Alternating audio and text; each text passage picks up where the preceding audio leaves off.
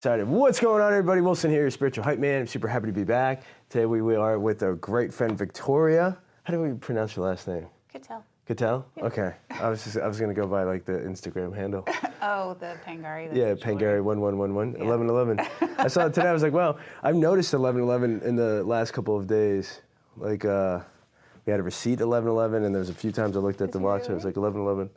Yeah. So what's the significance of 1111? So 1111, they're angel numbers. Okay. Right? So when you see repeating numbers like that, they say that you are in alignment and you're where you're supposed to be. So each number has a different significance to it, a different meaning.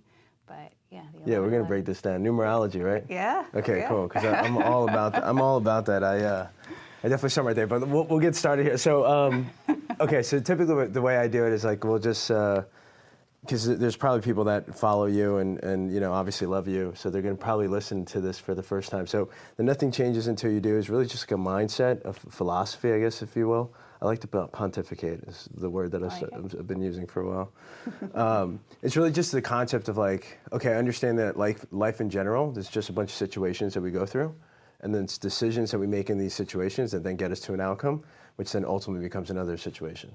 And so from like the day that you're born to the day that you die or pass over, whatever we think, it's just all these situations and over a long period of time, and that ultimately just becomes your life. Yeah.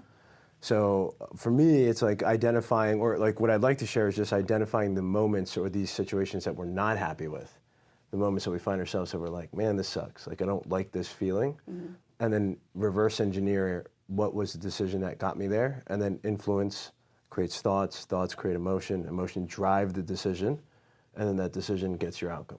Okay. So really it's like, okay, what are these things that we were dealing with?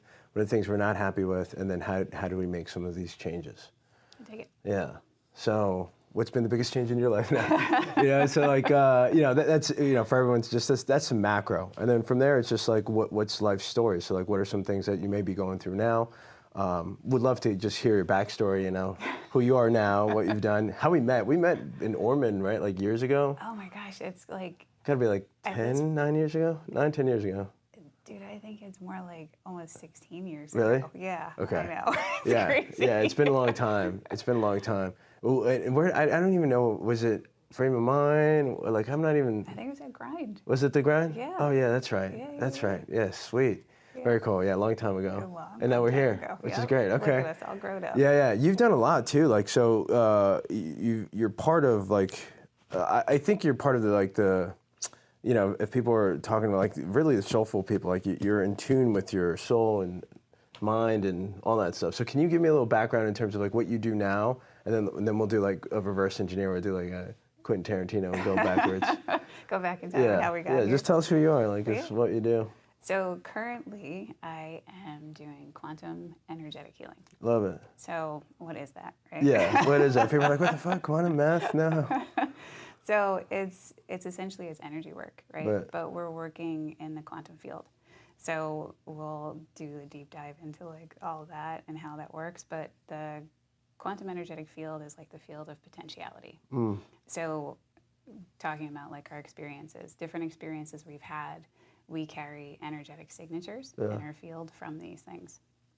So sometimes you can have a feeling of, say, like just using an example of like, I know logically why I feel this way, but I don't understand why it's stuck, like why I'm still repeating this feeling, right? Like I know how I got here. And going in and looking at this and looking what energy and what stories are actually operating within your field and working to collapse some of those things.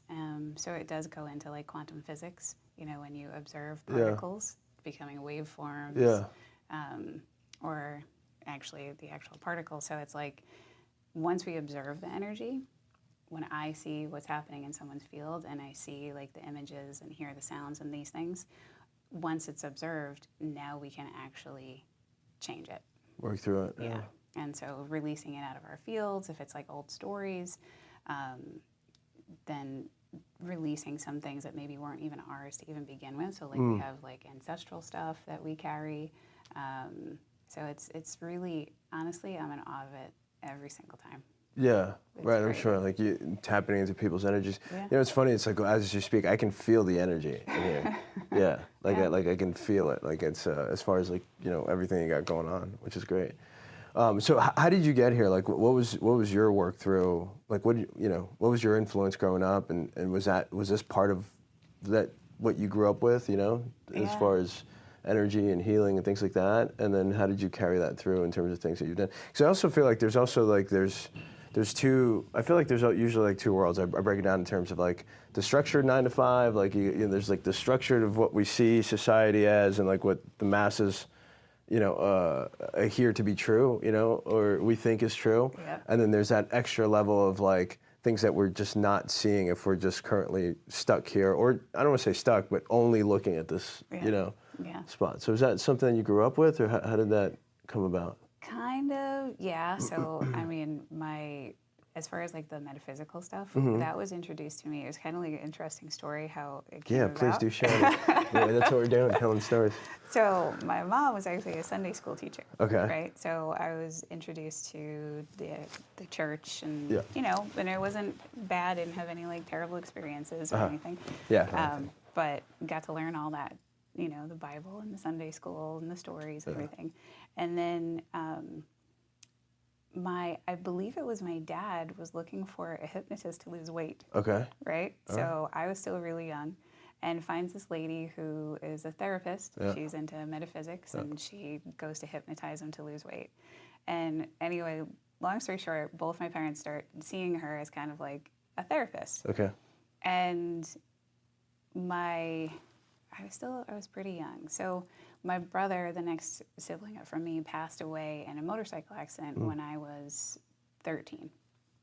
So I started going to see this woman to help me process some of those things. Well, at 13 years old, you already had that though? You already had that like perspective, like this is how I should process versus keeping it down deep down inside? Well, yes and no, because my parents were dealing with their own side of what the loss, had transpired. Right? Yeah, of course. So they kind of like were like, here, you can get some help here and have someone to talk to. So, and she introduced my mom to a lot of like metaphysical thought processes. That was like when I think she started seeing her was like early 90s. So that was like when this stuff was like super fresh. And, Yeah. not exactly mainstream. Yeah, right. And you're like, what are these weirdos doing? And so talking metaphysical. Seriously, though, it was like one of those things like talking about energy or talking about creating your reality or any of that stuff, which was like, we're channeling or any of that. So I was introduced to it, but this woman, her name is Janice. And shout out to Janice. Super shout out to Janice. She's amazing. And she really kind of introduced me to all this stuff and like tools of how to work through your emotions, and then like doing visualizations and just energy in general. And to bring it full circle, so I started seeing her when I was a kid, and then adolescence. Didn't want to see a therapist. I'm good. I know. I'm all set. I know everything. I know what I'm doing. Yep, I got this. And then years later, I had reached out to her, and I can't actually remember exactly how this happened, but I reached out to her, and she was just starting. She was going to teach a class on all the stuff that she had acquired and all the knowledge. So I was the first round of people that she taught all of her modalities to. So that's where I did the transformational life coaching. It was actually going full circle back to the lady who introduced me to it all. That's crazy. Isn't that cool? Yeah, that's really cool. What was that, recently or? No, I think that was like 2015, 2016. Okay, so cool. Yeah. Nice, very cool. Yeah, but isn't that crazy? Did she recognize you? Or oh my gosh, yeah. So she's kind of been like, I would call her kind of like a fairy godmother, right? Like, so she's not in my life on a regular basis, but like, just know she's there. She's there. Yeah, sweet. Yeah. Very cool. What's one of the biggest ahas you had at 13? Working with her, and then what was one of the biggest ahas full circle? Gosh, I think the biggest thing that I learned, and it's just like you don't even know who you are like, I mean, I don't know I'm getting closer to know We're who I getting am there. now. Yeah, we're getting there for sure. But at 13, Right. goodness gracious, I had no idea, right? Right. So I think probably the best thing, I would say the biggest tool was about understanding that like someone coming into the space, that it wasn't always like they're having their own emotion, and it's not something that like that differentiating that it was their emotion coming into the space and that they have their own perception versus my own perception, and one wasn't right and one wasn't wrong, right? So like being able to unpack that, and you know, the statements, this was a big one too when I was a kid, like when someone would be like, you always leave your socks on the floor. Yeah, right. And it was like the questioning of like, always? You know? And we're like, well, not always. Okay, but did I do it today? And how does that make you feel? Right. And Right. does that make you feel like I'm not acknowledging you cleaning the house or Right. something like Right. that? Or Yes. expectation, or whatever And comes from that. boiling it down to, it's not what someone's usually presenting as like the issue. There's something way deeper. Yeah, yeah. I've gained clarity on that. You know, Yeah. I've gained clarity. More and more, you sort of grow and reflect, Yeah. and give yourself time and space. I think that's important. Giving yourself time and space to figure this ish out, because sometimes it's like, what is going on? Yeah. Wow, I love that. Okay, so the first thing that you said was understanding that like what people are bringing is theirs and not necessarily yours in that space in terms of energy, right? Yeah. Like, and just being like understanding of that perspective, like it's not necessarily you or something that you're causing, but it could be something that is coming from something that they're either holding on to. And they may not be like conscious enough to be aware of how it's affecting you. Yeah, or even just a simple thing like, you know, which I think everyone's experienced at this point, going to a therapist is like, but how does that make you feel? And at 13, it's an interesting question when someone says, well, how does that make you feel? And it's like, well, what do you mean, how does it make me feel? Like, what? Yeah. Like, this is just what happened. Yeah, and right. it's like actually understanding that there's a reaction and a feeling that's associated with it. Yeah. And then understanding, going deeper and saying, okay, well, let's, you know, using therapy terms, let's unpack that. You Right, know? Like, right. what, like, Yeah, why do you feel that way? Yeah. Exactly. You know, it's funny. I've more and more recently have acknowledged the awareness of like knowing that I'm feeling some sort of way, and then asking myself, why am I feeling this way, and then figuring out like either the opposite of like, do you really need to feel this way because of this X, Y, Z, or yeah, no, like that's valid, work through it, but it's not permanent, you know, sort of thing. That's kind of how I get myself out of those things. yeah, it's a good way to do it. Yeah. Cool. So 13, huh? Yeah. That's when you started your metaphysical journey? That's it. That's when it all started. And that's like, you know, the cool introduction to like all these different fun, like not stuff that I would use now anymore, but like runes. Have you ever heard of runes? Like the Viking runes? No. So it was like No, do share with the public. What are the Viking, what is that? they're like divination tools. So kind of like tarot cards, but Okay. like they had their Viking symbols on these little stones, Yeah. and they would like throw them out. Oh, And it was okay. like whichever ones came up, and Yeah. they meant something. So it was like, I think it was just this whole discovery of like something bigger and outside of yourself, right? So because, you know, getting back to like source and God, right? So it's like understanding that that was a concept that was introduced to me in church, and then experiencing that there was different cultures and different things that were also experiencing something that was greater than them Right. and bigger and outside of themselves, right? And so I didn't realize at the time that I was having all of these different experiences. They were just cool, and Yeah. I was like, but now looking at it is like there was always this, you know, interest in understanding what the bigger picture is, like going back to what source is and Okay. where. The why, right? Yeah. Yeah. Likewise. I always had the why. Now, I think for me though, it's like I don't know.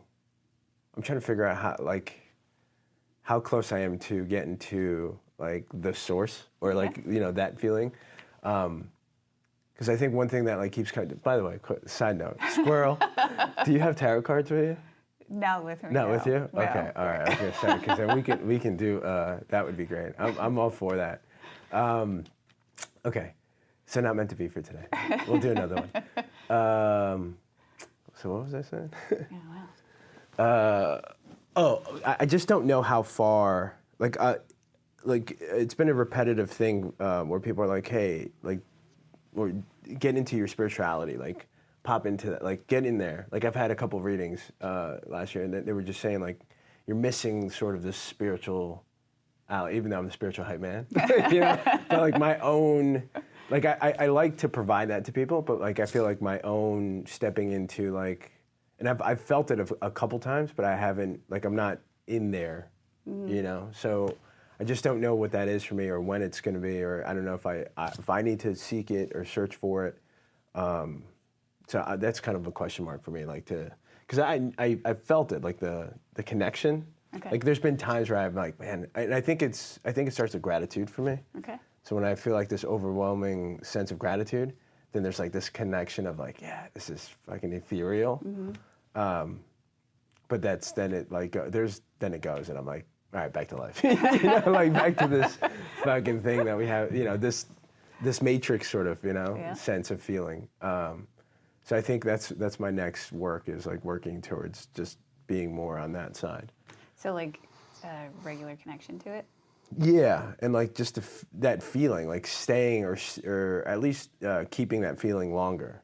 Like, because the feeling is a beautiful feeling for me. Like when I feel that and I get there, it's like, wow, this is beautiful. And I think it is more of, I think it's like the more I think about it, it starts with being gratitude, or having like an intention of gratitude. And then all of a sudden I get like connected. Yeah. So thanks. Start to working on that.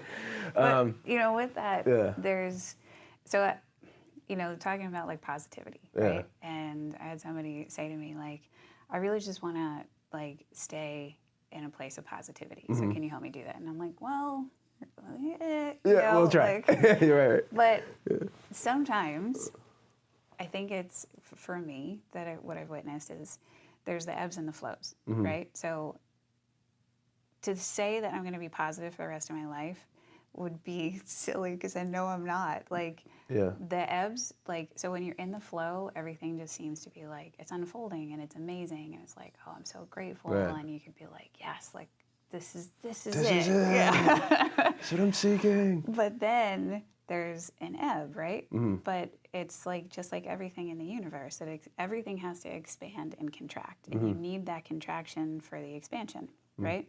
So if we were to constantly stay in this expanded state, it's not possible for energy, right? That's just not how we exist. So there always has to be a contraction. It's just our definition of it being, say, negative versus positive, and the contraction, right? So it's our observation of it and the meaning that we put on it. Yeah, the label. Because in the ebbs is honestly where we do our most introspective work. Because when we're in the flow, we're not sitting there pondering, how did I get here? You know, like looking at the deeper, minute things of life. So it's like the ebb is honestly like one of our greatest gifts. It's just if we're able to not put that label on it of like, this is, you know. Shit. Yes. This is shit. Yeah. What is this shit, right? Yeah. 100%. No, it's valid. And I think that, again, that becomes a thing that people can work on, right? Like one, becoming aware. Like once you're aware of it, then you can practice it. Yeah. You know? Because I feel like if we're not aware of it, then it just becomes a quick reaction to like, this is shit, and why me? Shit, why? Sort of thing, you know? 100%, instead of like, no, this is just part of it. Yeah, it's happening for me for sure, because whatever it is I'm going to take out of this is going to make me have a larger capacity to experience life, right? And I think about it as like a balloon, right? Yeah. When you're... Hello? It's your fault. Oh, that's funny. And it should be, it is on set. Do not disturb. Look at that, it called me twice. All right, that's all right, shut up, Tom. So, sorry, what was I saying? Ebbs and flows, and then important. Oh, there. Okay, there it is. Yeah. So, like, when what a professional podcast we're on. This is the raw stuff. This is why I think people actually listen, because like it's just super raw, you know. I mean, the train of thought is like, there it goes. Like, here it comes. Come back, squirrel.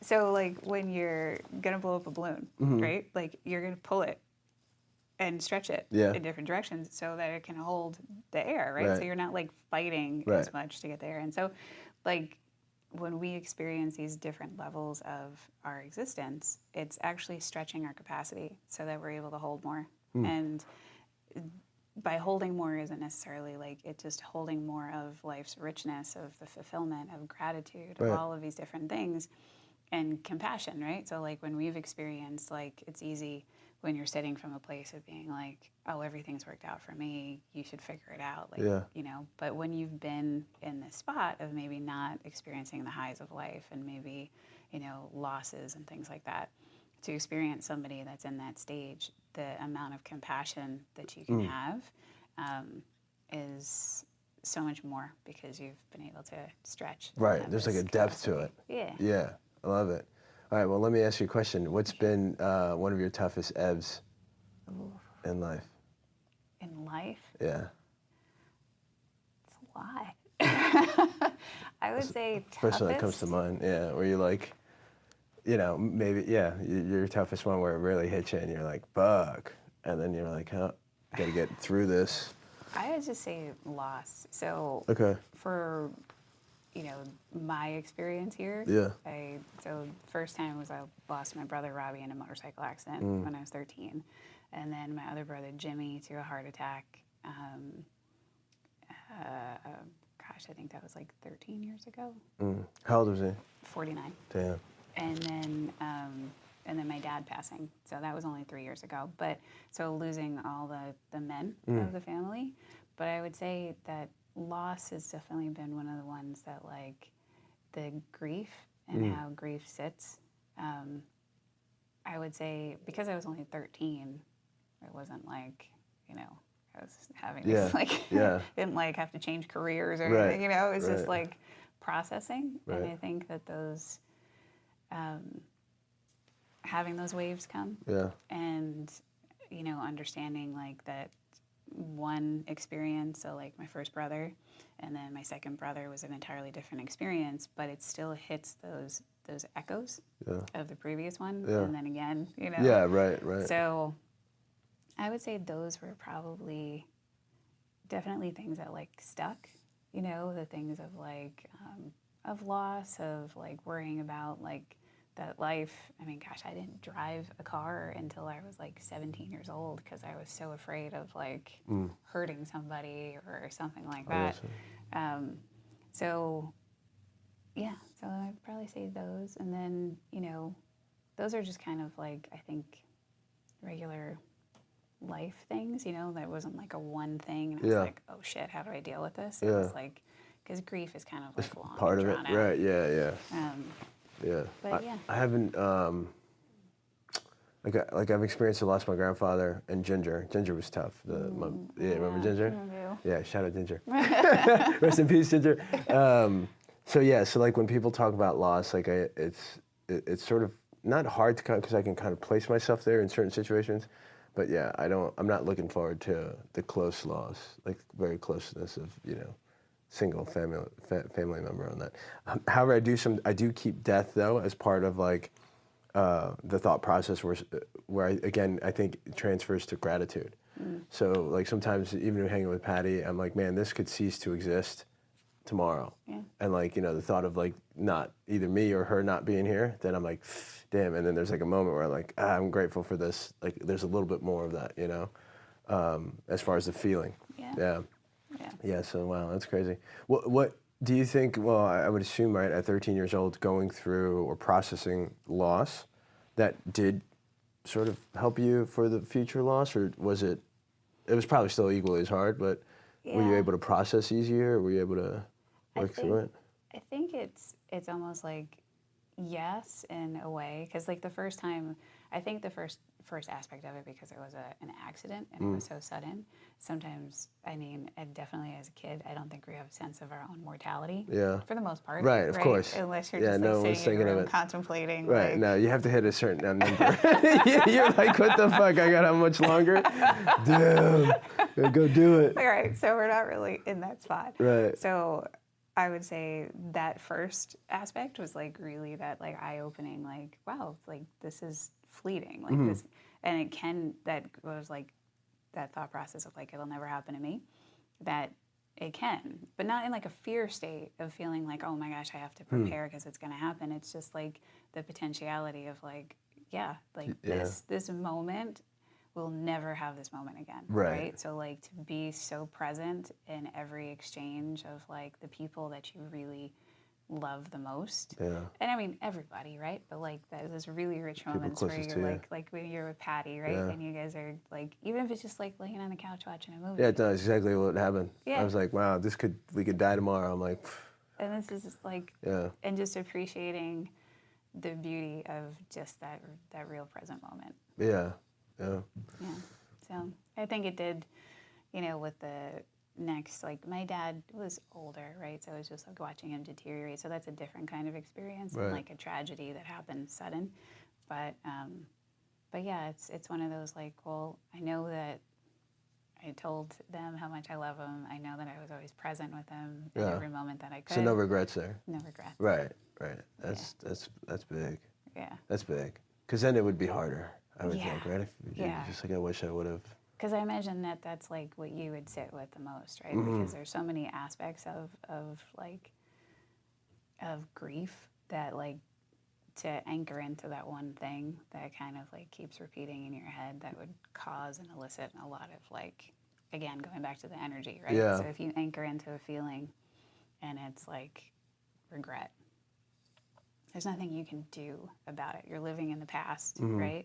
But there's nothing you can do. But that feeling that you bring into your everyday moving forward is causing you to feel a certain way, which causes a vibration to go out into the universe, right? Yeah. Which causes things to react to you in that way. And so now you're actually changing the course of your future. Yeah, the trajectory because of of the path. what's going on here. Yeah. Let me sit with that for a second. Yeah, no, I'm all 100%. As far as, and I've been aware of times where I've either changed frequencies because like I've felt where I'm like, yeah, that's definitely not a good frequency. I've also realized like there's certain frequencies that become like an automatic response and then I realize it's like from, again, all the influence, like past years of just automatic responding to that and not even thinking or not being aware, right? Like not pontificating, you know what I mean? So yeah, it's just crazy. That's good. And then when did you get that level of awareness as far as like understanding this level of consciousness and frequency and? Oh gosh, it ebbs and flows, man. Does it? Yeah. There's been times where I'm like, fuck this shit, Yeah, right? And then I get back into it, and I'm like, oh, okay, everything's great. Like, just recently, it's like starting over again, right? So like what I was doing career-wise was I was working full-time doing virtual functional medicine. And this was always something that I've been learning these things. Like I became a Reiki master and all of these things over the years as kind of like just something that I was passionate about and I just want to learn. And so then I went to Peru and I learned this modality and I was just doing it kind of like, I guess you would call it on the side, right? And your side hustle? Yeah, right. Yeah. Slinging energy is a side hustle. Right. I love that. That's cool. And get your shirt. We got to get your shirt going. Like, slinging lightning bolts, you know? Yeah. But yeah, and then it was like, okay, I'm gonna start over. So it's like a complete new chapter, and scary. Right? It's scary to start over. It's scary to start over from scratch and like just have faith and trust, and then be like, yeah, this is the way we're gonna do it. This is what we're gonna do. This is where we're going. Yeah, and it was.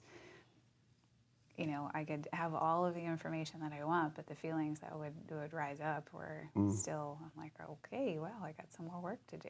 Yeah. Is there like this doubt creeping for you? No, I never have any doubt.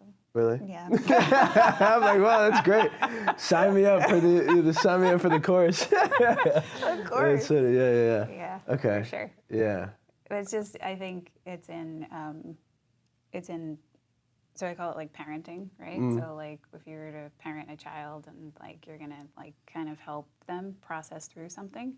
So when there's things like doubt that say creep in, so say about like getting this amazing space, right? Yeah. Like this Sweet is so space, by the way. divinely guided. Yeah. It's unbelievable. it had to be so divinely guided that I couldn't overthink it, which I love to do. Yeah, likewise. Right? Yeah. So that I was just like, no, this is it. And so like doubt creeps in, like, you know, all of the usual suspects of that creep in for everybody, you know, that's like, can I do this? What if? All of those things. Yeah. And but really it's just fear, right? Like it's like changing it and parenting yourself. And but what if it all works out amazing? Yeah. What if it works out better than you could even imagine? Right. What if this is a stepping stone to something that's so beyond? Right. Like, and now changing that narrative instead of the what ifs and the bads, Yeah. the what ifs to the goods. Yeah. And it's just as easy to do that as it is to think about the bad To stuff. stay in the bed. Right. Yeah. Yeah. That was something recently where it's like once I hear it in my head, then I try to like in the moment. Once I acknowledge it, then I do the opposite. Yeah. Then I think of the opposite. It's like I've done that a couple times this week. But I'm like, no, you're not gonna. No, but what if I am? you know. No, I'm not the chosen one. What if I am? But what if I am? Yeah, right. What if? Like, Yeah, we what- change the world, you know. Yeah. But no, that's cool. Sorry, let me ask. As far as loss was one that you've gone through, like one of the hardest things. That was it hard for Dad too? Like just because he was so close, like when like probably one of the hardest, right? Coming up. My dad was one of my favorite human beings. And I know that I'm super blessed to be able to make that statement. Yeah. But he really was. Like, he was just such a beautiful human being, and witnessing not just him as a dad, but he, you know, everything in his power to be the best dad that he could be, right? But he was so uniquely himself, and I got to witness him interact with people, and the happiness and the joy that he brought to people. He always had a joke. He was always like upbeat, and I shouldn't say always, you know, because he had his stuff too. But like, just the way he could see that he made people feel when he interacted with them, and just a really solid, amazing human being. So, the loss of that in this realm or this dimension, right? Because I like to look at it as like each person has their own frequency, right? We're vibrating at different frequencies all the time, but you have Wilson has a unique vibration to him no matter what, right? Whatever your emotions are, it's changing the tone and pitch, but your vibration is unique to you. Same as me. And I look at it as like this chorus of vibration and sound, right? So then my dad being gone from this realm or this dimension, it's noticeable. Like the orchestra's still playing, but we're missing. Yeah, that's crazy. Yeah. Wow. Yeah. So I definitely miss his addition to the orchestra here for sure. Yeah. But I mean, it's another realm. It's another. It's elsewhere. It's being played elsewhere right now at the moment. Yeah. Wow, that was a great way to put it together. That was good. That made sense. Yeah, I got to figure out my frequencies. Yeah. I've again, same thing. I've just gotten better at acknowledging, like, okay, do I need to chill the fuck out because my frequency is out of whack, but that's good. Do you have any routines? Like, do you do like a morning routine, nighttime ritual, things like that? I do. Okay. It's mild. Because I am not a person that likes routine. Yeah, no. Okay, so when's your birthday? August. I'm a Leo. August okay. 20th. August 20th? Yeah. Okay, August 20th, Leo. Got it. I got a lot of Leo in the chart. You got a Leo? Yeah. Yeah, I'm going to share my chart with you after, because I did the whole natal chart too, and I think, whatever, I'm a Sagittarius. Okay. Aquarius moon rising, something. Oh, wow, look at you. Yeah. Adventure and the thinker and Yeah, I'll share it with you because it's pretty awesome. And I'm like, well, then just be that awesome. And I'm like, yeah, but I don't know, my brain gets in the way, you know. Okay, so where were we? We were talking about we're gonna have to have like cue cards. Like, Cue where cards, were like we just line. Well, so we obviously the orchestra, and then I guess just you being amazing and awesome. Yeah, that's I think that's where it was. That's it. Your birthday? Yeah. Leo? It was right before a birthday thing. You're like, what is your birthday? Leo energy. Oh, Your routine. Oh, there you go. Yeah, routine. And we're back. Yeah. So, and I've gotten out of this routine. Okay. So it's not like, I'm definitely not a person who does the same thing over and over and over again. Yeah. I realize that about myself. Okay. But I also can allow a lot of the little things in life to get in the way. So there are some things that I do have to set aside time to do. Okay. So it's super important to me to meditate. It doesn't have to be a long meditation, but just because of what it is that I'm doing, when I go into meditation, I'm also doing like a cleansing of my own field, just to make sure that I don't feel like I take on people's energy. So that's kind of, I feel like it can happen depending on what kind of energy work you're doing. I don't think that happens to me, to the best of my knowledge. I don't think it does. Because I'm not, like with Reiki, with different modalities, you're bringing energy through you to the client. This is very, very different than Reiki. So when I'm in someone's field, though, sometimes what happens is if we're working on something, say there was a feeling of betrayal or something, there was a feeling of loss, there was a relationship, and this person was longing for this relationship, but what we were really working on was some like deeper inner child stuff. So the inner child healing happens, and I leave the session, and I still feel sad. So lots of times during sessions, I'm actually the one that's crying because I feel the emotion, so that I know what's happening. So sometimes I will cry. And I left the session feeling rather sad. And then I was really longing for a past relationship. And I had to sit and be like, wait, what is going on? Where is this coming from, right? Yeah. So sitting in meditation, because my logical brain can come up with all sorts of reasons. Right. And usually 50% is right? Yeah, right? But there's so many other things that come along. So when I sat in meditation, I was like, oh, I get it now. So like I'm able to sit in my own field and kind of witness it. So it's super important for me to do that specifically because of what it is that I do, so that I can understand what's happening in my field. And I can also give my energy system kind of like a rest, like a little peace and quiet. Yeah, 100%. Yeah. So what happened in that session was like, if you think about it as chords that we have within us, right? So we're just going to work on like frequency and sound and stuff. So within this person, we were working on healing something that had to do with a relationship that they were, I wouldn't say longing for, but it was like painful with the breakup. And so if you think about it in chords, so here's this person was vibrating at this frequency. And then you may have seen this before where it's like you can strike a tuning fork. Yeah. Right? With the sand. Yeah.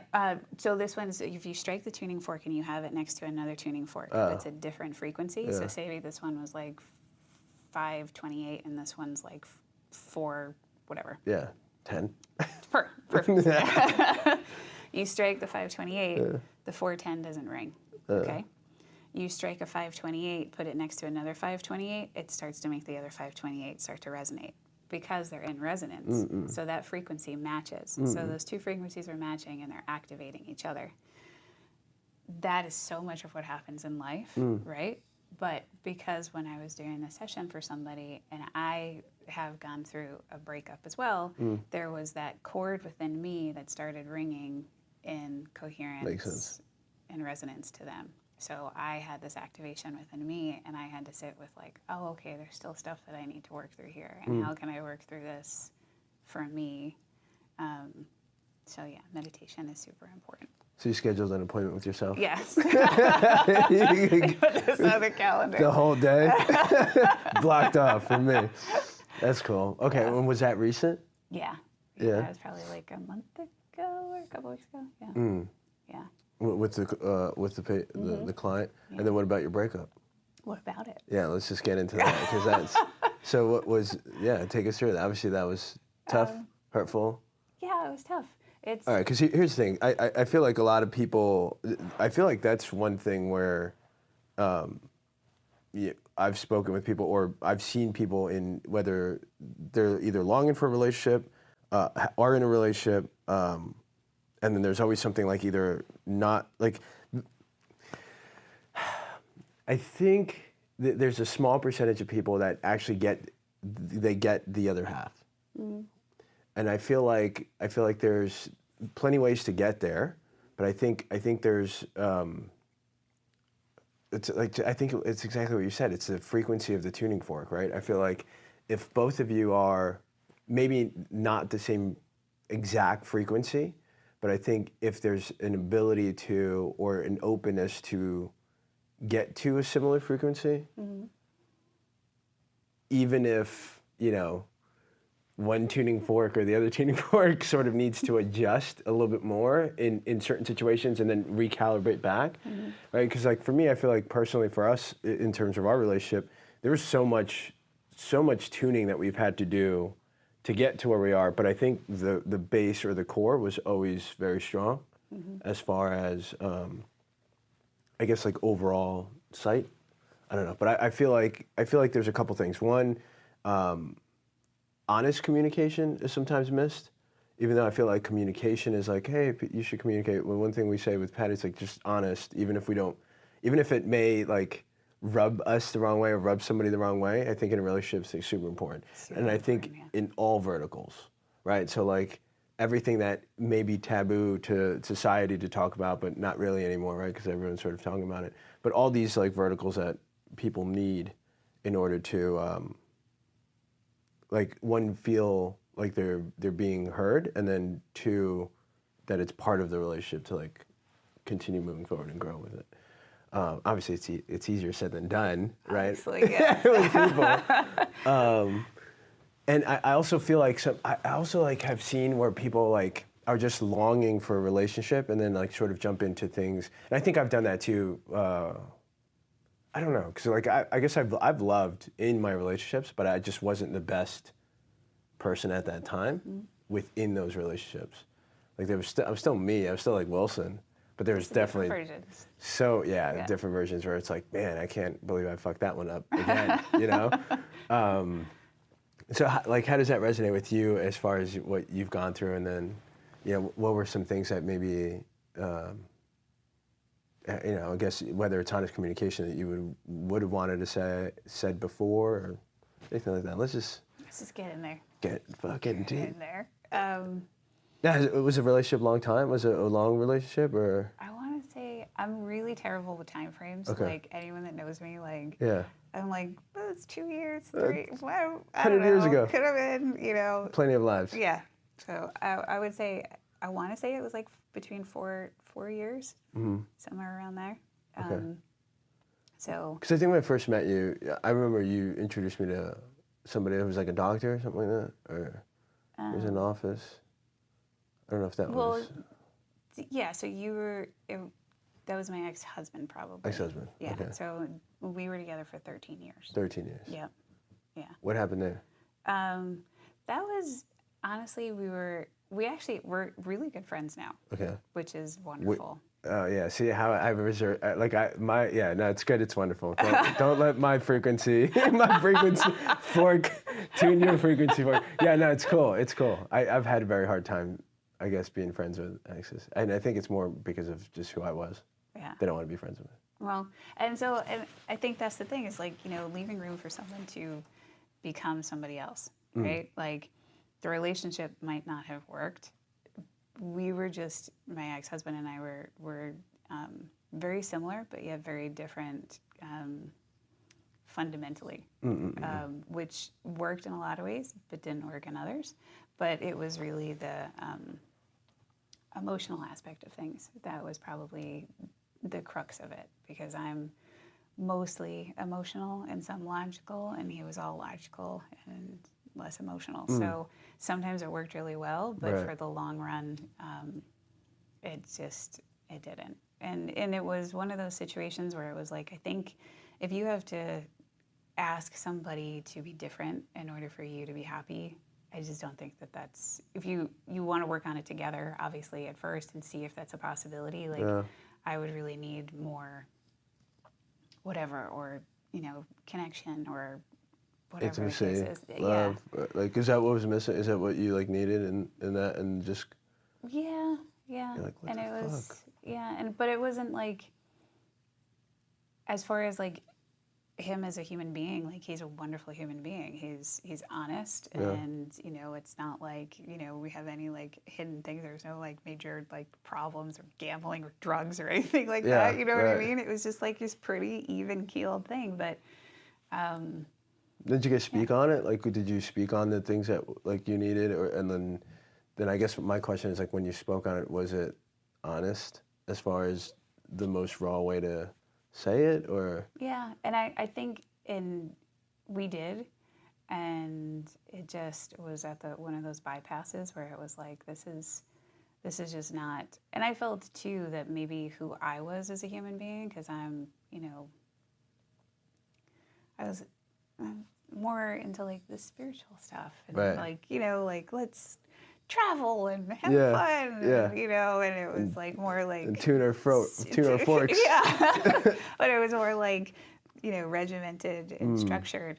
So, and that was tough for you, right? Yeah, and fundamentally just needing that, and I could understand and I could appreciate the things that he was that I wasn't. Yeah. Because I don't want to make a spreadsheet. Now I have to for work, but like but I don't want to have to do that. It's not my forte. Like, I don't want to think about those things. So right there with it. Certain things you just don't want to do, but you're like, fuck. Yeah. So, but yeah, I think it just boiled down to like, okay, like if you need me to be somebody different in order to be happy, and I need you to be someone different in order to be happy, like that doesn't make sense, because individually, like he's perfect the way that he is, right? Like, and that's the thing, like we can always like work on ourselves and try and tune ourselves, right? And shed the things that maybe block us from experiencing joy and connection and love. But ultimately, he's perfect the way he is. Like, you're perfect the way you are. I'm perfect the way I am, right? Like, look at us all being perfect. Yeah, that's right. But it's like, if someone's asking you to change for them to be happy, I just feel like that's, at a certain point, it might just be fundamental differences, that we're just not in alignment with each other to bring out the best in each other.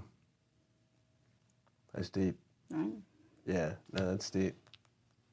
Was it tough to call it on the day of, like the? Oh my goodness, yeah. That's probably like,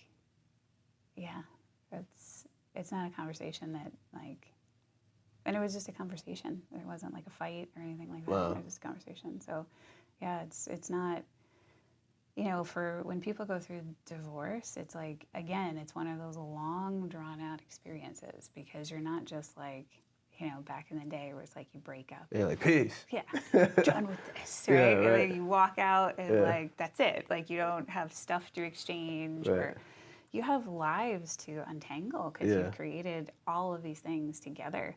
And how do you untangle them and do it in a way that's, respectful? And then like, I have so much compassion for people who go through these like awful breakups where there's like cheating or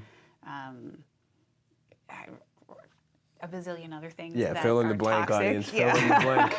Yeah, you know what we're talking about. Yeah. And it's like, to go through those kinds of breakups where you still have to go through the dividing of your life, but now there's all of this other like extra layer of anger and resentment and like that's crazy. That's crazy. Did it take you a minute to kind of get back, like emotionally? Like, was it like, obviously, because you 13 years of a relationship is 13 years of like emotional, like an emotional investment, Yeah, I think at that point we had kind of, it wasn't separate lives in that regard. Like, it wasn't like we were doing very separate things, but I think that we had kind of, because I'm more social and he wasn't, so it was a little bit more of like, I had already kind of created this little like bubble for myself. So, and it was still, it's acclimating. It's still all of these strange things of like, okay, now what, right? And then you start over. Yeah, been there. It's like, fuck. Yeah, and then it's like, that feeling of like, gosh, I should be here at this point in my life, or all of the shoulds, like, Yeah. and then start it over, and then start it over again. And who knows how many times that'll happen. Yeah, but it's okay, right? I feel like it's the experiences that you're gaining through each one of them. Like, as far not just person, but like, the start overs. But who doesn't? Like, who doesn't start over? Right. Well, I mean, back in the day, if you think about it, like, I don't know about your parents, but it was like the thought process back in the day was like, you would get a job at like, oh yeah, work for the rest of your life. Con Ed or whatever it was. Yeah. I'm from up north. So yeah, it was, right. Con Ed, and it was like you get a job, and it was like you work there for 45 years. 45 years. You got a watch and like a pat on the back when you walked out the door, and it was like, thanks, Bob. Yeah. No way. No way. And you did that every day. Yeah. The same thing for 40 Yeah, and you can't years. do that. I can't do like there's certain people out, like my dad can, Pops can. I'm like, Pops, and he's tired. Like he's at the end of his career. He's got a couple more years, but he's like, I'm fucking tired. I'm like, damn, Pops. Like, I know. Let me try to. I like my luck. See, and again, this is the verbiage. It's like, this is the stuff in my head, right? And I got to change how I say it, but I'm gonna say it in this manner. I was like, my luck, it would be like, we would finally make it like a year before he retires, or then the year he retires, and it's like, oh, what do I need you for, Wilson? But hopefully that happens anyway, because that would be cool. Yeah. And then what about the recent? Is that just same thing, like different personalities, different, like not vibing, like, or like it was great highs, great lows, and then it's just like. It was great highs and great lows, and that's great lows. Yeah, like. Yeah, big lows, I should say, not great lows. Okay, I was like, They weren't great. What kind of great lows? I mean, like, I can from now be like, I can appreciate them, right, for what it was and what it was teaching me, but super big highs and super big lows. So, it was a doozy for my nervous system, and that's something but learning from it. Okay. Yeah, tell us what you learned from it, and maybe from that we can decipher some of these highs and lows if you don't want to talk about it. Learning from it was more understanding why I was now in hindsight, right? Mm-hmm. Because when I was in it, it was like, oh, okay, I understand where this is coming from, and making certain things okay that maybe weren't okay. Mm. And like allowing those things to happen? Yeah. Mm-mm. Is it any physical, mental?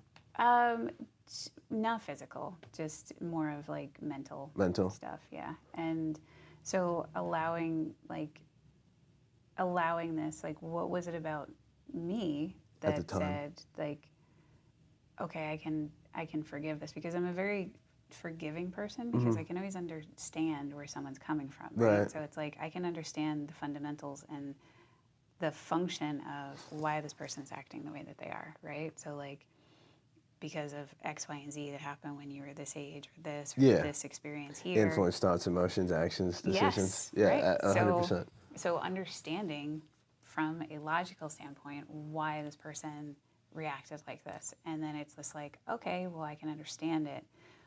But the blur for me that I learned was understanding versus accepting. Oof. Right? That's the mic drop. Yeah. Yeah. So understanding versus accepting. Like, what was it that I was willing to constantly accept certain things in my reality that I was somehow making okay, that I knew wasn't okay, more from like a fundamental aspect, because I think that the feelings of things, like, you can feel when something's not right, right? Like, we can make stories to oblivion in our head of what the person was thinking, doing, whatever. But we know when something doesn't feel right. And it's like, I know this isn't good for me, but, then the stories start, like, is this just me being selfish that I understand? Like, it's da-da-da-da-da. And then so... Wait, don't leave out any of the details. Give us a da-da-da-da-da. Give us a da-da-da-da-da, And the feelings, because I feel like the feeling is, when you're in there, like, was there feelings of, like, one feeling over another that made it worth enduring? Oh, yeah. The capacity of love that I felt for this person was something that it was even new to me. And I think that was the most confusing part, was because to be loved and feel so much love for somebody, but then experience the opposite in such an extreme, created, I think, we talked about that capacity in the beginning, right? So it's like the capacity one way or the other. So it created this huge capacity, which I think I have to be grateful for, because it also expanded my thought process. It also expanded my thought process of, like, it wasn't because this person didn't love me either. And that's I think was the most painful part about the breakup. It's like, you can love somebody so much, but it just isn't okay anymore, right? So like, if somebody has to quote unquote heal, right? If they have to work through their own stuff, wanting to walk beside them when they're doing it, I think is super beautiful and noble. But, you know, it's that thing of like, are you being pulled down or are you pulling them up? And if you notice that you're being pulled down, then you, like, where's that point? And this is what I struggled with. Where's that point that you say, okay, I can't do this anymore. I have to leave you to it on your own. And that's a really hard thing to do when you actually still love somebody. That's crazy. Yeah, valid. I can place myself on both ends there. Like at one point in my life, like different points of my life, as far as like feeling and understanding that, you know. Yeah. How long? That was 4 years. Yeah. And so the highs were very much that ethereal feeling of love and this is amazing and everything I wanted. Yeah. What was, like, if you don't mind sharing, like, what was a situation that like went from that to like the opposite, and you're like, because I feel like in any relationship, even if it's, you know, non-marital or like even just a partnership, things like, there's a point where, like you were saying, you get to that level and you're like, I don't want this anymore because of the way I think for me, it's more of, I don't want to feel this way anymore. Yeah. So what was it, like, what was, right, because we understand the love, because I can feel, like, for me, it was very similar. Like, in previous relationships with me, I was the same way. I was like very like, let's go, you know? Yeah. But then then I would turn into like, I was very jealous. Like, I was a very jealous person at one point. And I think that led from being the other guy, you know what I mean? Like, doing the wrong things and then having that as like a reinforcement. It's like, yeah, like, I've done this. Look how it's done. Look what's happening now. Yeah. And so I would always fit it into like that. And then just a lot of like stuff from like childhood stuff that I didn't yet work through. Yeah. That would then boil over to, you know, anger. For me, it was mental and physical abuse. Like, I did both, and definitely not something that, you know, now I look back at it, I'm like, definitely my biggest regret. Like, when I ask, and that's something we'll talk about too. It's like, my biggest regret was not being able to, especially all the people that I was involved with. Like, they're all great, all great human beings, you know, and just, yeah, I think it was those things that I did not work through. And at that time too, like, I didn't, you know, certain situations in life, like, I wasn't at that level of like, let me figure out let me pontificate here and see what the fuck is going on, you know, with my own self. It was just more reactive of just like, this is what I think I need to be doing and how I'm doing it. And then again, influence was a big part of where I was situational-wise. Like, influence of the people around you, or? Yeah, just that, and like, you know, so like, it happened in college. It happened like right after high school. Yeah, like high school, college, and then even early on into when I was first out here with Patty. Like there was a little bit of that. I think the first 4 years of our relationship, we've been together for almost 10 years. Wow. Where it was a lot of highs, same thing, a lot of high highs, a lot of low lows. But for me, the change came when there was a moment where, like, I started feeling that pull away. Mm-hmm. Like, you know, you can start feeling it where it's like, there's like, love is becoming less, like that feeling of like, something's gonna happen here. Or, you know, the thought of loss, or like losing her. And then the one question I asked myself was like, Wilson, do you love Patty? I was like, yeah. Like, of course. Like, what kind of fucking question is that? And then so my answer to myself was like, then why do you treat her that way? And I was like, oh. And then same thing for, like I remember that for other people, because like that's I feel like that was my one question that like I was like, yeah, that doesn't make sense. It does not compute. Yeah. And after that it was just like, few and far between. Definitely a lot less like earlier on. I feel like change is progressive. So like I always talk about this too, like levels of change. One, you're unaware, and so you keep reacting. You become aware, and you're like, I shouldn't be doing this, but you still do it anyway. And then you finally get to a point where like, okay, I don't want to feel this way anymore. I'm making the opposite decision or the other decision, and then all of a sudden you get to that level of like, oh, this is what it feels like to do something different. Mm-hmm. But once you cross that like level 2 to level 3, I still think like if you're not reinforcing it as much as you can, you'll get like your you'll get your like little your little tweaks, and then you revert back to level 2 until you're like, okay, yeah, fuck, I fucked up again. Not the feeling that I want. I like that feeling a lot more. And then the next time you sort of reinforce. And so it's taken years, but. Well, and I think that's the thing too, is it's a process, and it's, to say like, oh, I'm going to do this work and then I'm going to be healed, right? And I don't even know what other word to use instead of healed, because like I don't even like the title of quantum energetic healer, because it's like it's such a strange thing, meaning like where you were before and there's a destination that you're getting to, right? Like that to be healed is to be something different. Yeah. It's just it's removing the things that are in the way of you being fully you, right? So like when you're talking about like reacting, were you reacting out of a place of fear? Were you trying to keep yourself safe, trying to constantly manage your environment and do things before someone else could do them to you?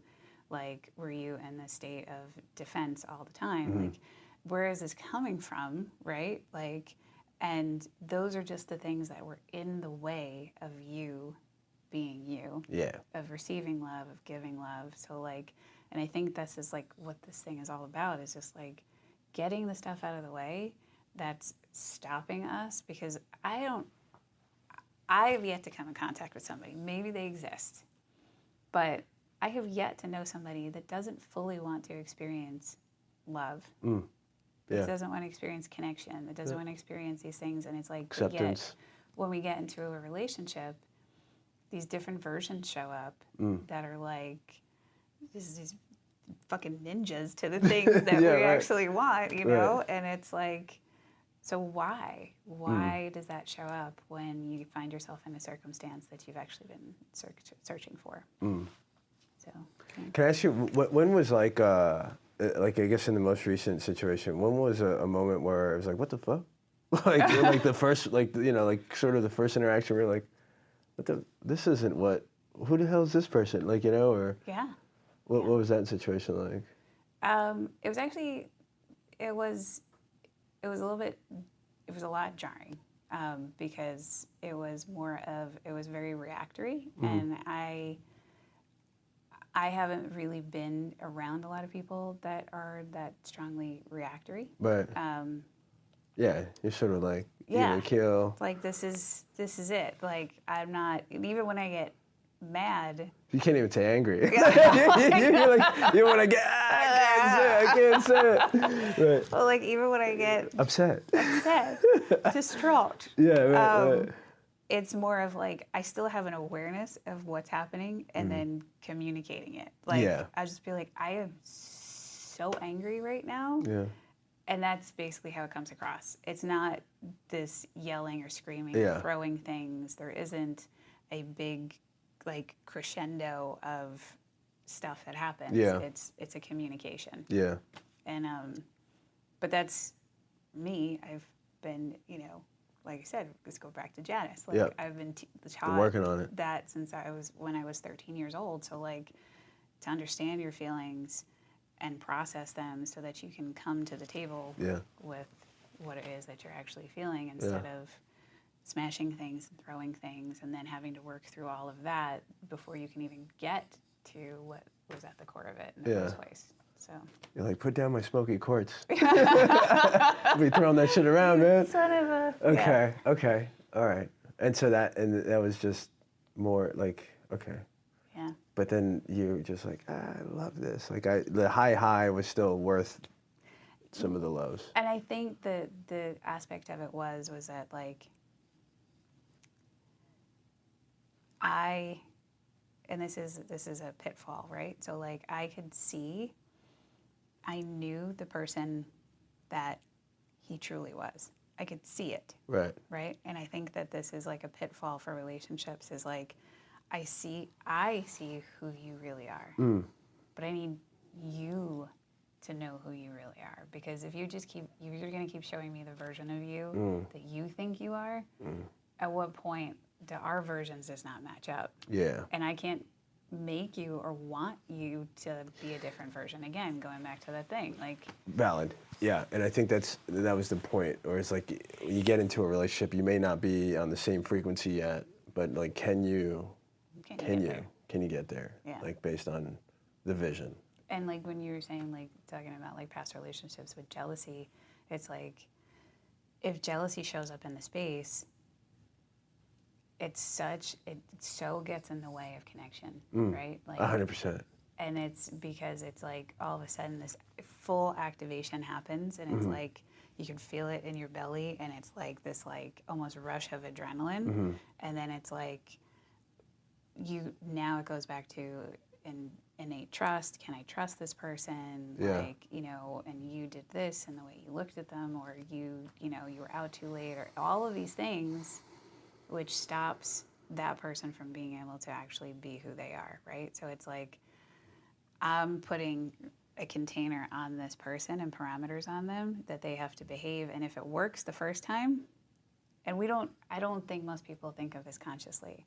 If the first time you came to somebody and you're like, I didn't like that you were, out this late, or you freaked out, or you had a fight about it, then that person, out of love, doesn't want to stay out that late again, because they want to acknowledge that this was a need from you. Yeah. And if it's a healthy need that you're saying, you know what, when you stay out that late, it makes me feel X, Y, and Z. Like, it just would make me feel more comfortable if you were home a little bit earlier. Well, okay, let's talk about it. What makes you uncomfortable about me staying out late, right? Or FaceTime me. Send me a picture. Send me a fucking picture right now. That's the worst, man. That's the worst. And it's like talking about it so that you both can unearth, like, oh, okay, I can see how if maybe, after this hour, it feels like, there's just a lot of drunk people out, or there's a lot of other things. Like, it just feels like the night has gone on. Every once in a while, if something, extenuating circumstance, a party or who knows what, right? But like, I can see where you're coming from. I can also hear that you were just out having a good time, and we can both see each other's side. And then, does there need to be any kind of allowances made, or can it just be because we talked about it and we know where each other's coming from, we're good? But if it's the need for control, and I need you to behave the way I want you to behave so I feel safe, that's when you're starting to diminish that other person's existence, Did you feel that way? Sometimes, yeah. Sometimes, yeah. And it's, when you start to say, well, I don't really need to do that. I don't really need to go out. I don't really need to do that. Like, I'm happy here. And it's, but it's like the more times that you have to think about it, instead of it just being like, what do I feel like doing? Do I feel like going out? Do I feel like doing this? Like, yeah, I do.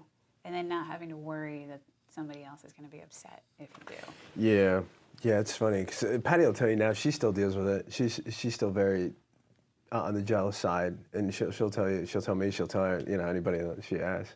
And that's like, I can relate to that. 'Cause sometimes I've told her, I'm like, babe, like, you got to let me be me a little bit. 'Cause like, I feel like there's a level, just the human connection, right? For me, it's like I can connect with a lot of people and sort of meet them where they are, the energy vibe.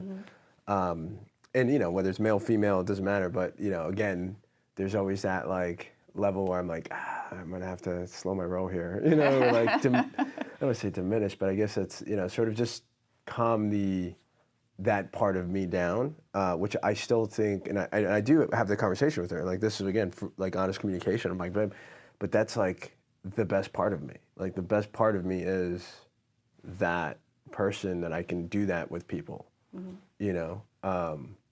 And so it's kind of fitting that, you know, that we talk about that, because, and for me, I'm willing to, like, and I've told her, I'm willing to just, whatever you need to get to that place where you can get to. But I'm trying to think if there's anything that I can do more of.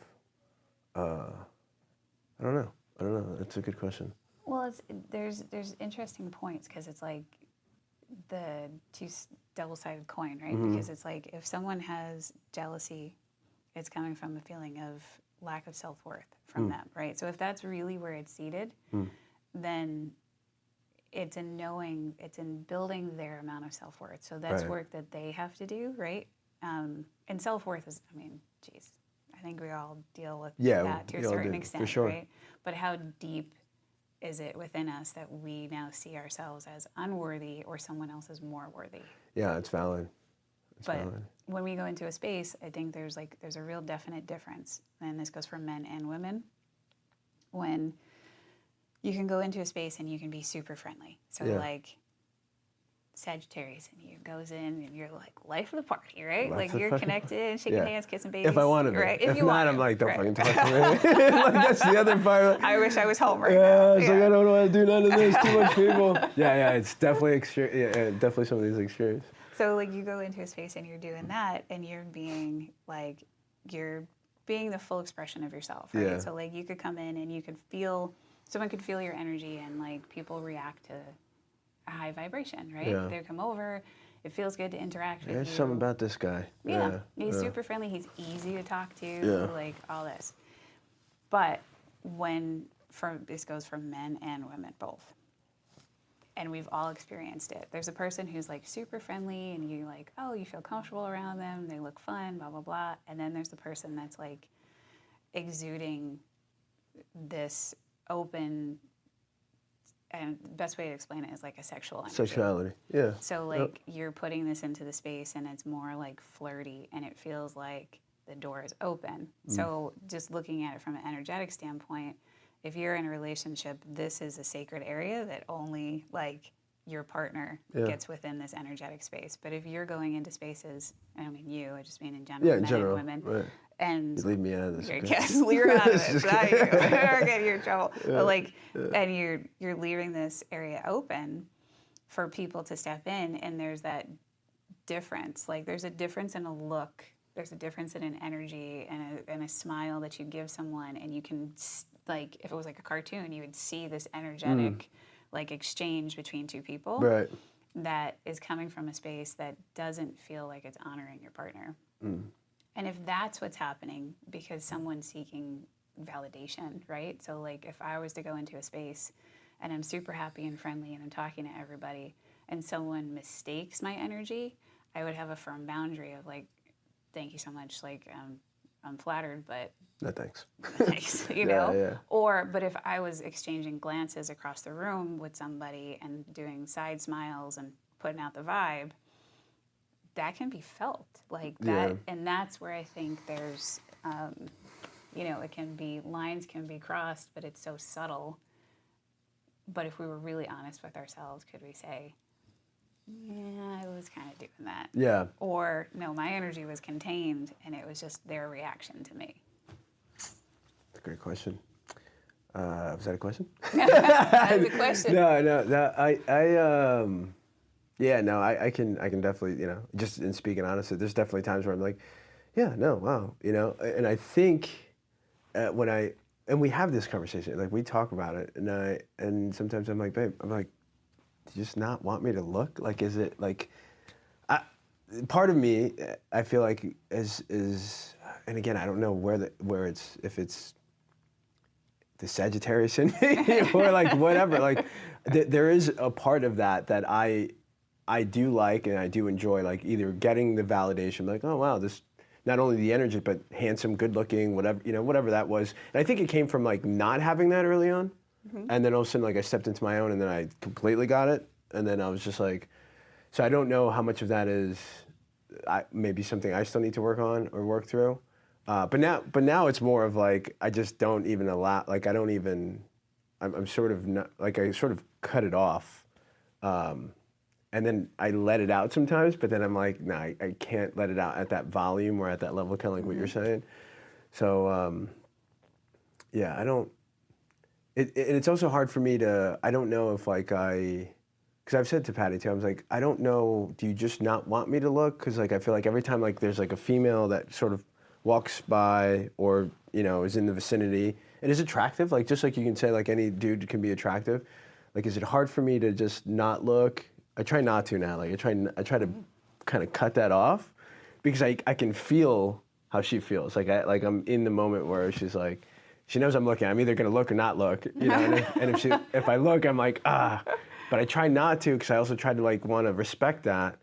But I think it also goes back to like how much of that do I have to keep doing if, yeah, I don't know, you know, like that's the question. So is this are you interviewing me? Yeah, just flip this around. Yeah, you know what I mean? So I just, yeah. But I've told her, and I've said it to her, I'm like, I'll do, and whatever you need for you to get there, like, I'm more than willing to do it. I'll fucking get there. So, Yeah. So, yeah, but, you know, but I've had that conversation where I'm like, babe, I just feel like you're not letting me be my peacock. Like, if I could, you know, you gotta let me fly, you know? You let the peacock fly for a little bit. And I don't want to go forever. I don't want to, like, you know, but again, I understand, you know, I understand her perspective. So we're sort of in that right now, which is just funny that we're talking about it. Yeah, it's definitely interesting, and I think too, like, because I feel like you're kind of like that, right? You're kind of like me. Like you're very energetic. You're out there, very people-y. People like to talk to you. There's an energy about you.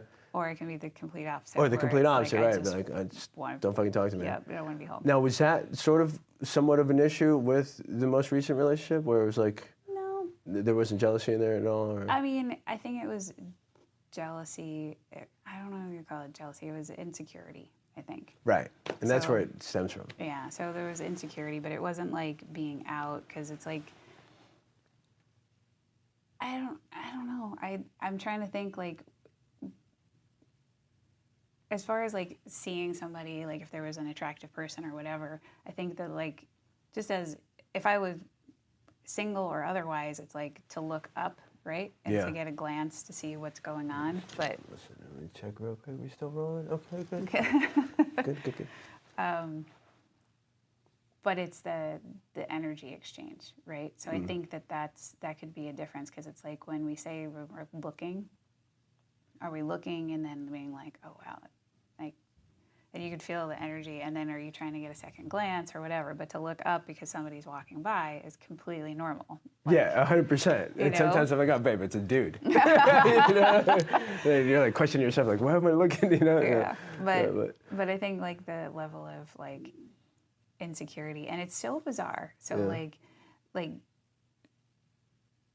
we just never know what's going on inside somebody, because you could look at someone and be like, oh my gosh, they're super, well, attractive, right? I was going to say super handsome, but it's not like you're looking and being like, that, you're super handsome. Right. Like, Thank you could you. look at someone, and be like, oh, you're, you know, like, they have all this going for them. Yeah, super right. smart, like, super attractive, Yeah. all of these things, but yet there's an insecurity there. Right. And it's like, this doesn't make sense. Yeah. Like, it legitimately doesn't make sense. And looking at it from that standpoint is like, well, where is this coming from? But I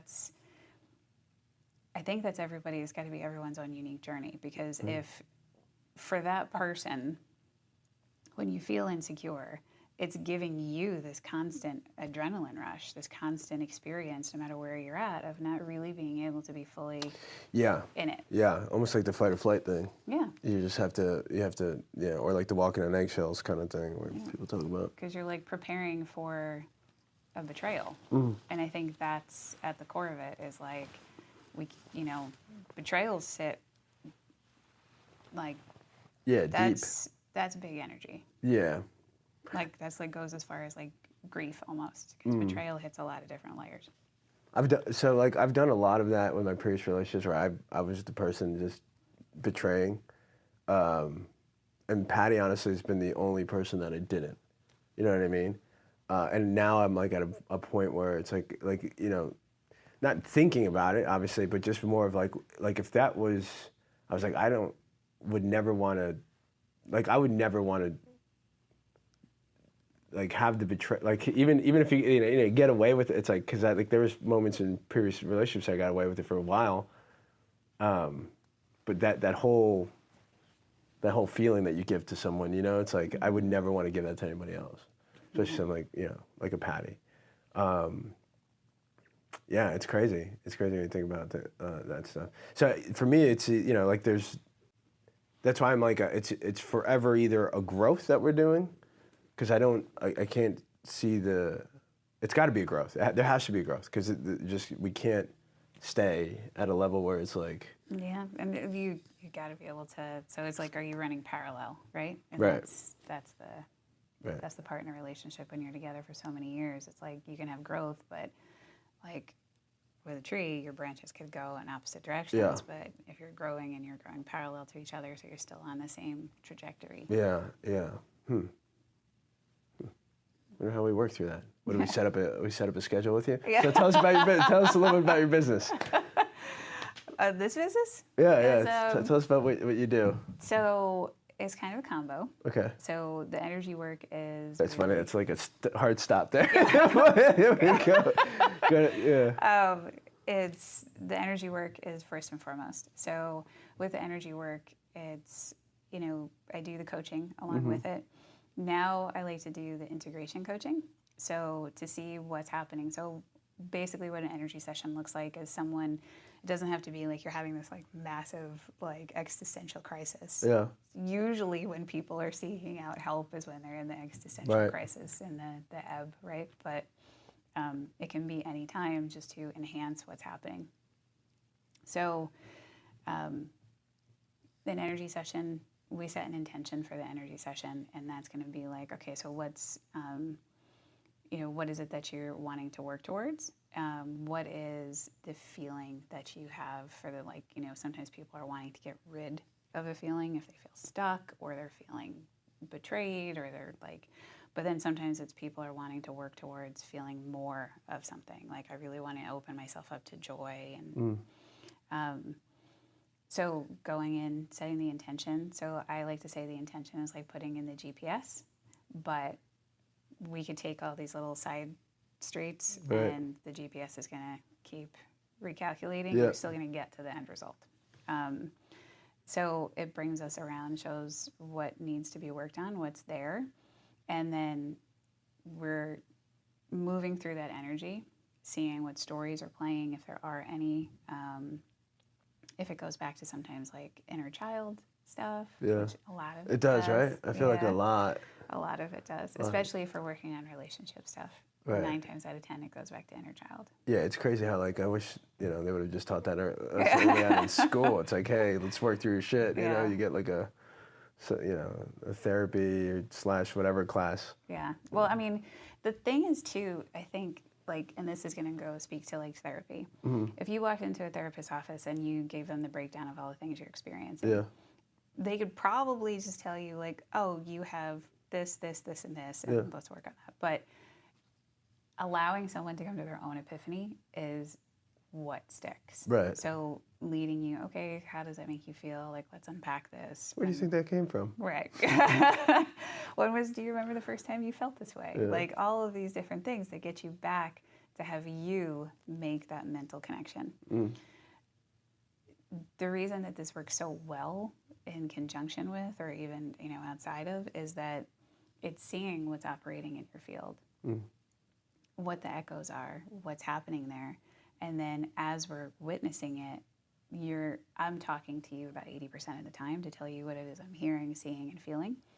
And then you're able to make these connections, but you're having your own visceral experience as well. Yeah. So it's like not having to bring someone through the full story, because like there may be traumas and things like that, and it's not bringing you through these traumas. Yeah. It's embracing the child who maybe experienced it and what does that child need right now, but you're experiencing that child and not the trauma. Yeah, your own epiphanies. Yeah. Right, through through like that guidance of getting there. Yeah.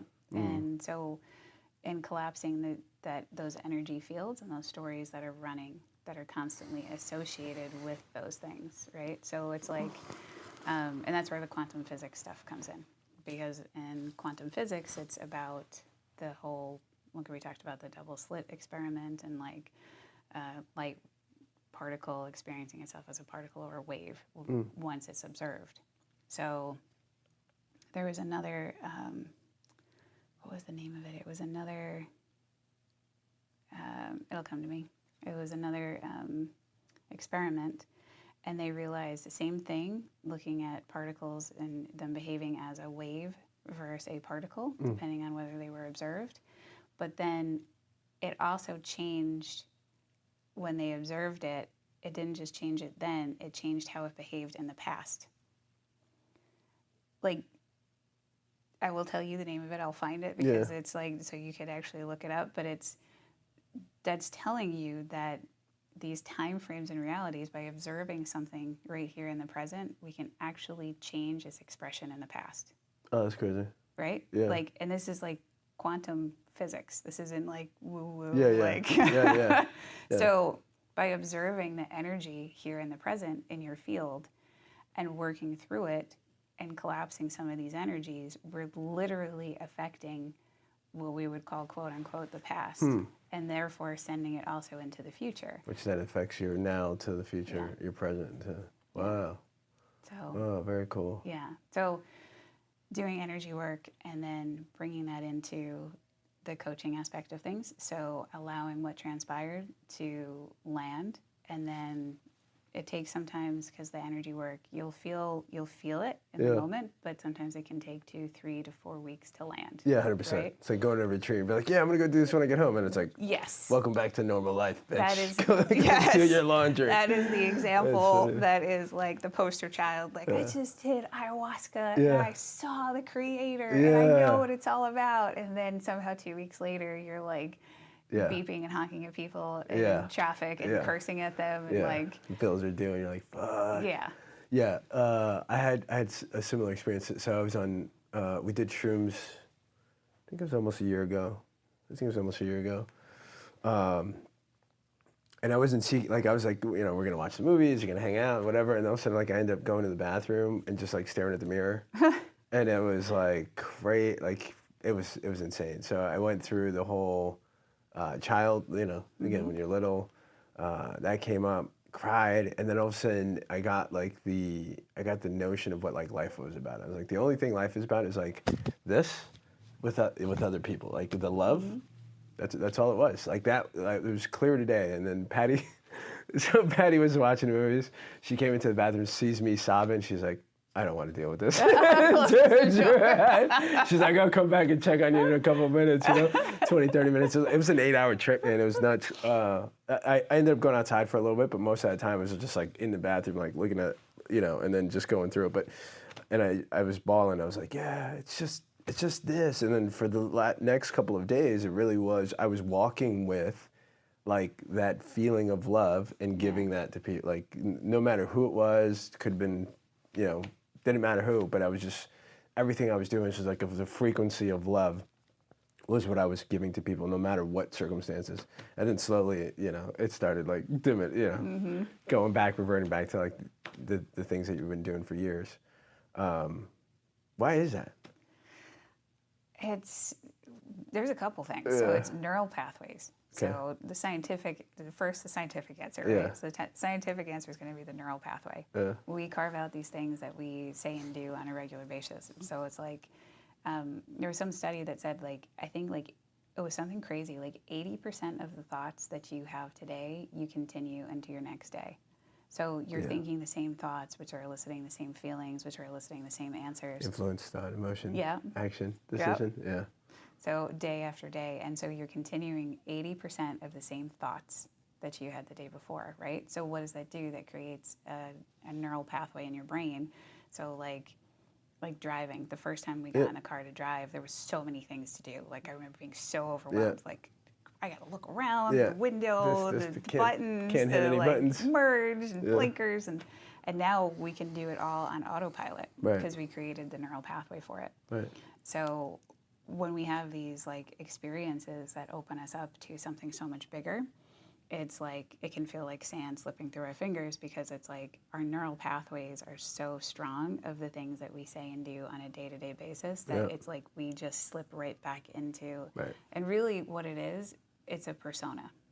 It's a belief system, you know, compiled by emotions, and we stay in a comfort zone because it's like quote unquote bringing us safety because it's what we know. Yeah, you're sort of used to it. Yeah. So that's first and foremost. That's going to be why it feels like it's so finite, and then also really just supporting those feelings. So like when you're asking me about like, you know, do I have like rituals or routines or whatever, and creating something that brings you back to that moment. So like an anchor, right? So like what can I do to create an anchor? Yeah, it's fine. I like that.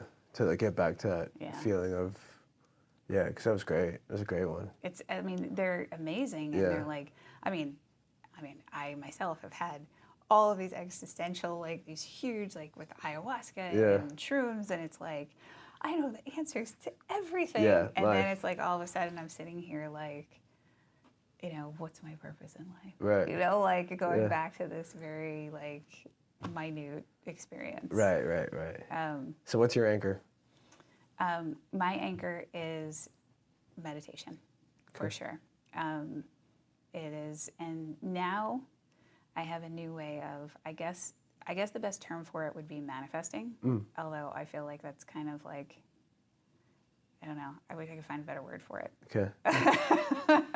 Quantum physics manifesting? Right? Because it's like manifesting, it's like everybody's heard it. It's like, you know, that it's like the word healing. It's or like marketing. Yes. Like, and It's it's like, you know, oh, okay, you're just manifest it. And it's like, okay, yeah, but it's actually visualization with words that actually has been pretty transformative in the past really couple months. Okay. I mean, I've been doing it over time, like listening to, I'll do my meditation, a guided meditation, but I've pulled all these things in, and it's been pretty amazing. Nice. Like this space speaks to. Very cool. And then you speak it and write it, or do you visualize them? Because when I do these sessions, a lot of what it is that I'm experiencing, so my eyes are closed the whole time, and I will feel things, so that's how I'll know where something is in your body. I'll hear messages, and I'll also, like, I'm mostly visual, so I'll see things, and I'll explain to you what it is I'm seeing.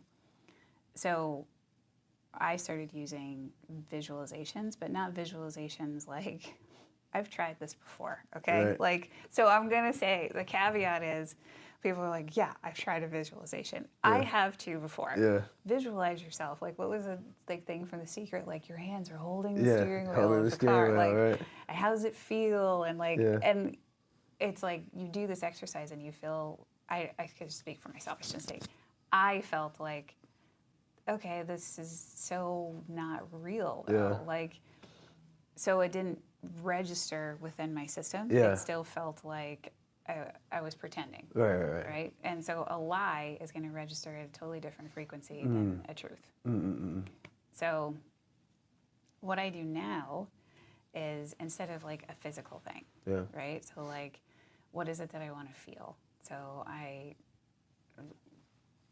it's like I am a magnet for prosperity. I am a magnet for wealth. I'm a magnet for opportunity. Like, and visualizing, when I close my eyes, I visualize my field, but instead of like it being a specific thing that I'm visualizing, if everything is a frequency. We're emitting a field, everything is vibrating at a certain frequency. If I close my eyes and I say I am a magnet for prosperity, and I visualize the waves of what a frequency of prosperity would look like coming into my energetic field and then filling my entire field, so now my entire field is vibrating with this frequency. So whatever that looks like for you, for me, I see these like little waves come into my field and then fill my entire field, and it changes color and it starts vibrating in the same way as those waves. Nice. And just to sit with that and allow that feeling, whatever feeling that elicits in my system, to allow that to come up. So I do those, like whatever it is that I'm wanting, I do that every single day. Fantastic. And it sets, honestly, like the tone for like everything. Like if I'm a magnet for opportunity and you message me and you're like, hey, you want to be on the podcast? I'm like, fuck yeah, I want to be on the podcast. Yeah, That's awesome. an awesome opportunity. Yeah, like, yeah, cool. You know? Yeah, like, sweet. So it's like things showing up as evidence that maybe would have shown up anyway, but would they have registered on your radar as an opportunity? Or would it have just been something that you've been like, no, I don't really have the time. Another fucking thing. Man, These guys. fucking guys. Yeah, very cool. All right, sweet. All right, so I'm gonna ask you. So I'm gonna ask you 3 questions. Okay. We can sit here all day. I but know. we got to go do some other things. So we'll definitely get you back on, because I think it'd be cool. It'd be cool to keep going. But usually we finish with 3 questions. So first question is biggest regret in life. Oh, that's a tough one. Yeah. Okay. So I ask it first. So biggest regret in life is, I would say the deeper version of it. The surface version is that I wanted to go to art school, and I didn't. But the deeper version of that, beyond that, is what I think my life would have looked like if I had gone to art school and followed that dream. So the deeper aspect of that was actually feeling as though I was secure in the person that I am, in my gifts and my talents, and bringing them into the world. And I was not, and I struggled with that for a really long time, with a lot of things that I did and how I showed up in the world. So I would say my biggest regret is not having the confidence to show up as myself and really just be that, whether that was going to art school or anything else, because I've delayed on bringing a lot of my, I guess we'll call them gifts, but talents or expression gifts. of Well, that's what I'm self. saying, gifts. Why do you not call them gifts? I have that same hard time. I have the same hard time kind of giving me like my own props of like why I'm good. Yeah. Why is that? Why you're what?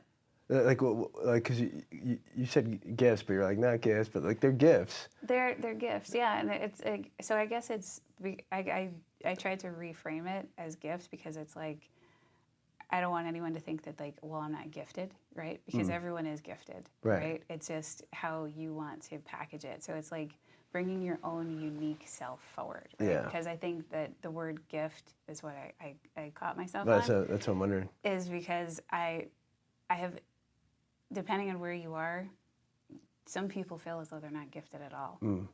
But it's like, what are you looking at as a gift, right? Like, it's your own unique version of you to bring that forward and to let that be seen by people. Yeah. And I was so afraid to be seen. I was afraid of being, I guess, judged, afraid of not being good enough was the biggest one. Yeah, I'm right there with you. So I didn't allow myself to do things fully, and I would start and use whatever evidence in front of me to say, oh, well, this isn't good enough, I'm not good enough, I should quit. That's it, right? That's 100%. Yeah. So there's not a subscription for that or anything? We just got to do the work, huh? Got to come schedule some time. All right, cool. So quickly, biggest accomplishment?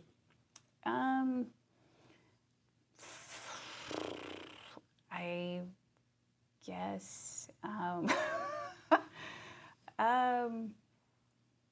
doing this now, I would say, is probably it, because I'm finally just saying no. I'm like claiming it and I'm doing it. Okay. So, and I'm stepping out and I'm like, yep, I do really strange things. It's hard to explain. Yeah. Yeah. Well, for most people that are getting there, you know. Okay, good. Yeah, congrats on this. Thank you. Yeah, keep it going. It's gonna be great. All right, last one. What's something that you're working on now to change for you, for the better of your trajectory of your future self? Working on, and this is going to sound really lame, so I will explain it more. Working on actually loving myself. Not lame. but it's like a very blanket statement. But I realized that in 46 years of life experience, that Really great. I thought you were like 28, Yeah. like me. I'm 28. I know. That I have given so much out, and I don't regret it. However, I don't think I ever took the time to give that amount of love to myself, because it was like a validation system. Like, if I love you, then you can love me back, as opposed to like actually genuinely being like, what is it that I need, without a reflection of what someone else needs. So that is what I'm working on right now. That's beautiful. Yeah. Yeah, good. All right, good. Well, you crushed it. And so thanks to everyone for listening. What a great conversation, right? If you're in the area, so you're in Ormond Beach. Yeah, if you're in the area and you ever want to do a quantum, what do you call it? Like Quantum energy session. energy session? Yeah. Yeah.